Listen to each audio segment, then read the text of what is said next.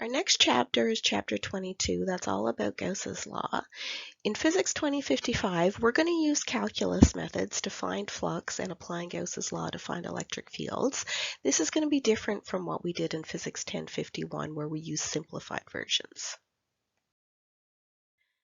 I'm going to assume for your background knowledge that you understand that we can use an integral to find electric flux and use that with Gauss's law. I'm also going to assume that you understand that our integral E dot dA simplifies to the dot product E dot A when we have constant electric fields in simple geometries. In this problem, we're going to extend this work to places where we might not have constant fields or simple geometries. Let's do some conceptual examples now to review Gauss's law. So we'll start with this one where we know that the electric field over each face of this box, and this box is a Gaussian surface, that electric field is constant. Some places it points in, some places it points out. We're asked about the sign of the charge in the box. So to use Gauss's law, why don't we write it down first? Net electric flux is the integral of E dot dA equals the charge enclosed by our Gaussian surface divided by epsilon naught. So we know some things about the electric field. It should be able to tell us about the charge. Let's think about this integral for a moment. The integral of E dot dA, if our electric field is constant and our area is constant, this simplifies to E dot A, where A is your vector, area vector, it points out of the face, equals E times A times cosine theta. Theta is either going to be 180 or 0. For vectors that point into the box, those vectors are in, the area vector is out. That makes our angle 180 and the flux is minus EA. For electric field vectors that point out of the box, the area is also out, theta is 0, and our flux is positive. Okay, let's see what this tells us about our net flux. Our net flux will be the flux due to each side, so let's add up all the terms. We'll start with the top. The flux from the top surface is going to be minus 15 times the area. The flux from the back surface is going to be plus 20 times the area. The flux from the right surface is plus 15A. The flux from the bottom surface is negative 20A. The flux from the front surface is minus 15A. And the flux from the left surface is plus 10A. Okay, I think I got them all. There's all 6. So we've got minus 15A plus 20A, or sorry, minus 15 plus 15 plus 20 minus 20 leaves us with minus 15 plus 10. So the net electric flux here is equal to minus 5 times the area. The flux is negative. The flux is negative, that means that the Q enclosed is also negative. So our answer is B. Okay, next question. Which spherical Gaussian surface has the larger electric flux? So if we remember, electric flux only depends on the charge inside the Gaussian surface. Surface A has a charge of plus Q. Surface B has a charge of plus 2Q. B has more charge. It has the bigger flux. Okay, last one. Spherical Gaussian surfaces of equal radius surround two spheres of equal charge Q. Which Gaussian surface has the larger electric field? Well, the integral of E dot dA is equal to Q enclosed over epsilon naught. This leads us to the equation that E is equal to K times Q enclosed over R squared. For both of these problems, the R value is the same and the Q value is the same. That means they have the exact same electric field.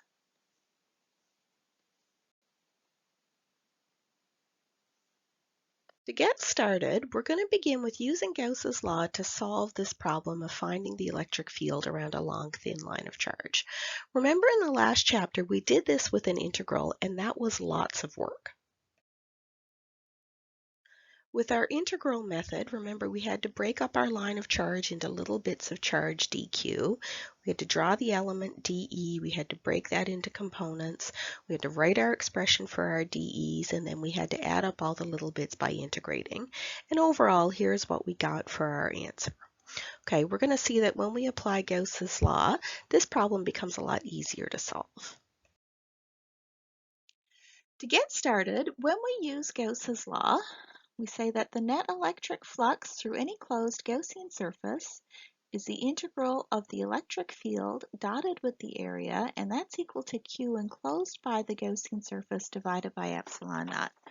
Okay, you may have noticed that I said Gaussian surface a whole bunch of times. That means our first task is to draw the Gaussian surface.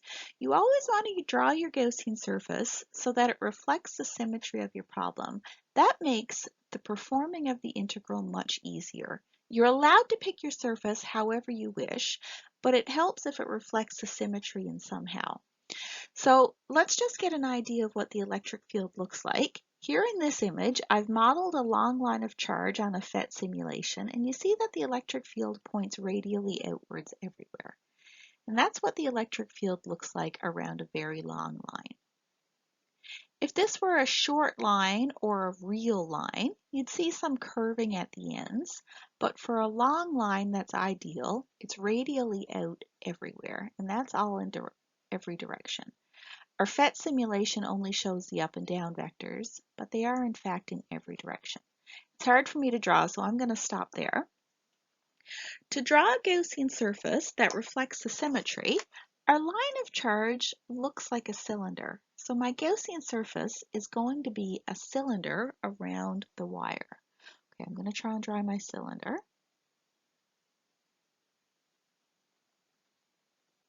Remember, our Gaussian surface is an imaginary surface. It's not real. We just use it to help us figure out how to use Gauss's law. So our Gaussian surface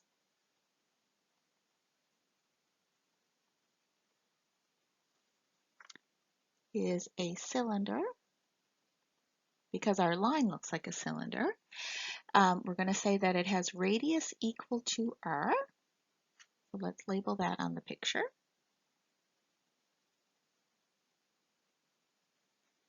And length L.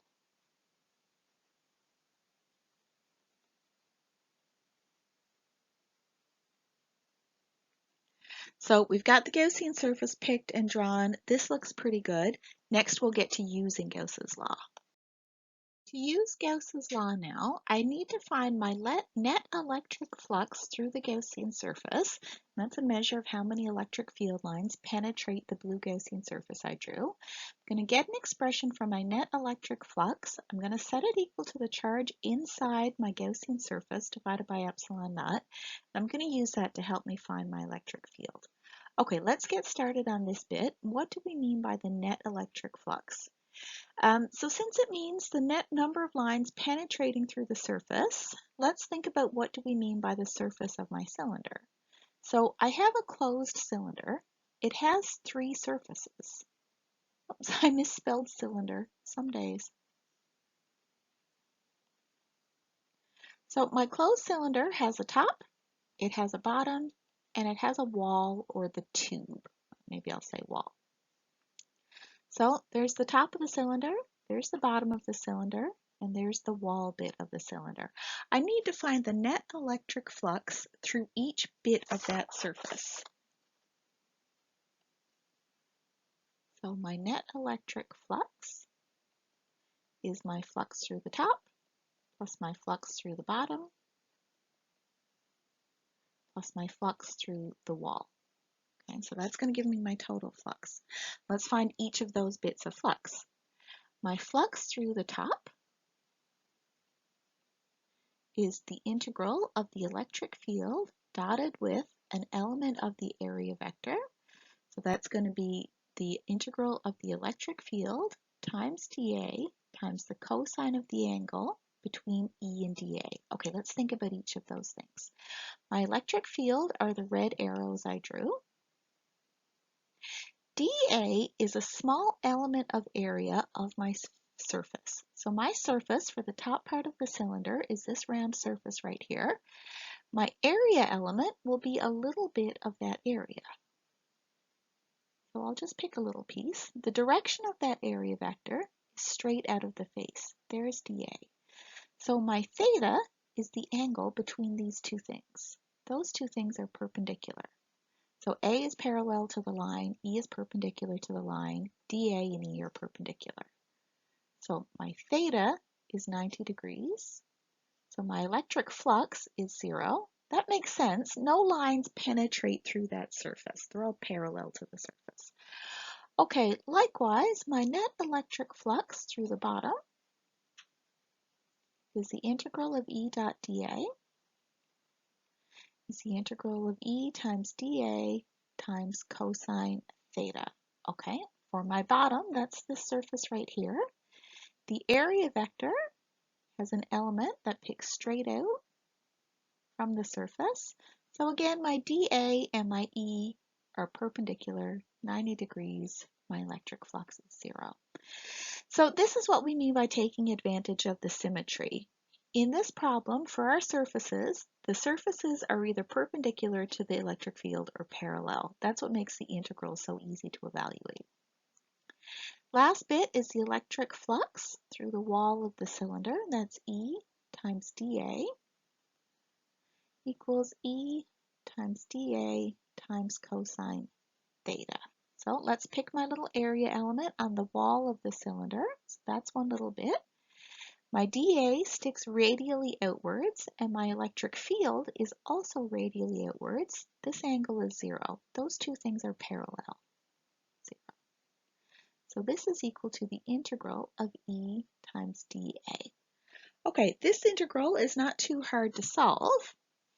Our electric field, if we're the same distance from the wire, then everywhere on this Gaussian surface, the electric field is constant. So our electric field comes outside. The integral of dA is just A, and what we mean by A is the area of the wall of the cylinder. And the area of a cylinder is equal to 2 pi times r, the circumference, times the length. Okay, so our net electric flux then is 0 plus 2 times pi times r times L equals 2 pi r L. Oh, I dropped my E entirely. So down here I have E times the integral of dA, which is E times A. Here I've got my A, but I didn't put in my E. So I'm just going to put that E back in there, and I'll put it in back here as well. E times 2 pi times r times L. There, all good now. So this net electric flux is going to go in for this part of Gauss's law, and then we'll also have to fill in what is Q inside. For the Q in, that means how much charge is enclosed by the Gaussian surface. So our Gaussian surface is our cylinder with radius r, length L. The amount of charge enclosed is the charge on the line that's inside the cylinder. Okay, so Q in equals the charge on the bit of line with length L.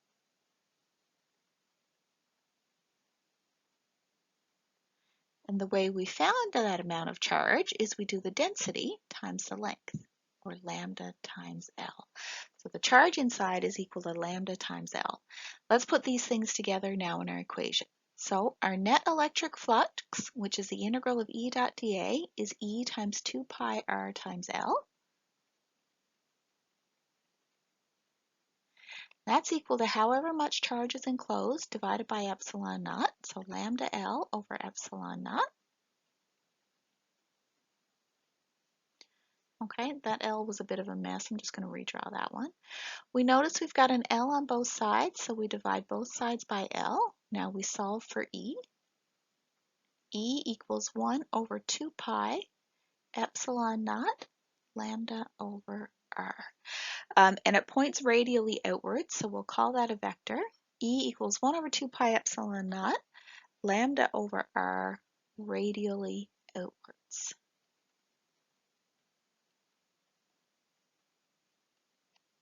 Okay, so there's the expression for our for our electric field. We can also pop in some numbers to find the value of the electric field. We're trying to find the electric field 1 centimeter away from the line. So remember, our field points radially outwards.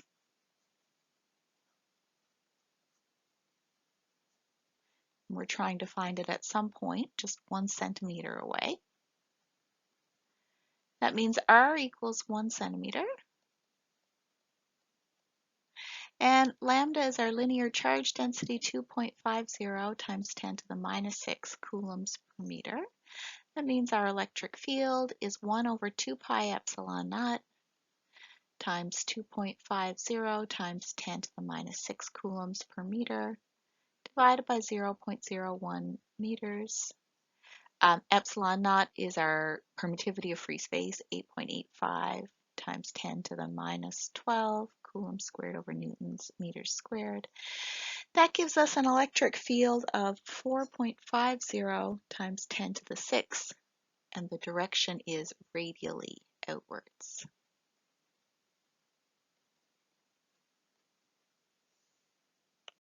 So you may have noticed that we found the same thing. We found the electric field around a line of charge, but the equations don't look exactly the same. So you might be kind of wondering about that.